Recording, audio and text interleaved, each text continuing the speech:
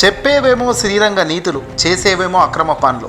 తాజాగా తెలుగుదేశం పార్టీకి సంబంధించిన టీవీ5 యాంకర్ సాంబశివరావు అక్రమాలకు అడ్డుకట్టపడింది. తమనే బురుడీ కొట్టించిన విషయాన్ని వెలుగులోకి తెచ్చిన హిందుస్థాన్ పెట్రోలియం కార్పొరేషన్ తాజాగా తీవ్రంగా ఆగ్రహించింది. ఈ క్రమంలో మాదాపూర్లో నకిలీ ల్యాండ్ ధృవపత్రాలతో నడుపుతున్న పెట్రోల్ బంక్ స్థలాన్ని హెచ్సిఎల్ అధికారులు సీజ్ చేయడం జరిగింది. ఈ వ్యవహారంపై మొన్న ఈ మధ్య కేసు నమోదైన సంగతి మనందరికీ తెలిసిందే. ల్యాండ్ ఓనర్ ఫిర్యాదు చేయడంతో మాదాపూర్ పోలీసులు సాంబశివుడిపై అలాగే ఆయన కుటుంబ సభ్యులపై చీటింగ్ కేసు నమోదు చేశారు.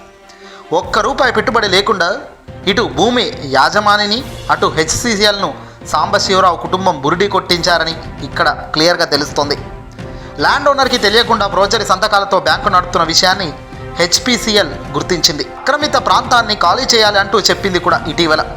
అంతేకాదు, ఈ వివాదాన్ని పరిష్కరించాలని పలుమార్లు చెప్పినా వినకపోవడంతో ఆక్రమిత బ్యాంకు స్థలాన్ని అధికారులు ఎట్టకేలకు సీజ్ చేశారు.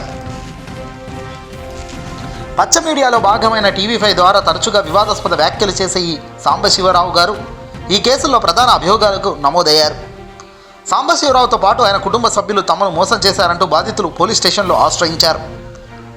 షేర్లింగపల్లి ప్రాంతంలో 600 చదరపు మీటర్ల స్థలం విషయంలో ఈ వివాదం నెలకొంది.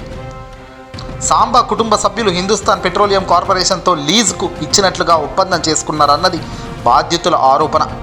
దీనిపైన తాము సాంబశివరావును ఆయన కుటుంబ సభ్యులను ప్రశ్నించగా అక్కడ ఉన్న పెట్రోల్ బంకును వారి పేరు మీదకు బదిలీ చేస్తామని నమ్మించారని చెబుతున్నారు. ఎంతకాలమైనా చెప్పిన విధంగా చేయకపోవడంతో అనుమానం వచ్చిన ఫిర్యాదుదారులు హిందుస్థాన్ పెట్రోలియం కార్పొరేషన్ అధికారులను కలిశారు. అక్కడ తమకు ప్రమేయం లేకుండానే తాము హెచ్పిసిఎల్కు తమ స్థలం లీజుకు ఇచ్చినట్లు సంతకాలు చేసినట్లుగా ఈ డాక్యుమెంట్లన్నీ దురుద్దేశపూర్వకంగా రూపొందించినట్టుగా గుర్తించారు. కంపెనీ ప్రతినిధులు వెంటనే రంగంలోకి దిగి సీజ్ చేసడం విశేషం. ఇది మన శ్రీరంగ నీతులు చెప్పే గొప్ప పనులు. చేసేవి ఇలా ఉంటాయి, చెప్పేవేమో నీతులు.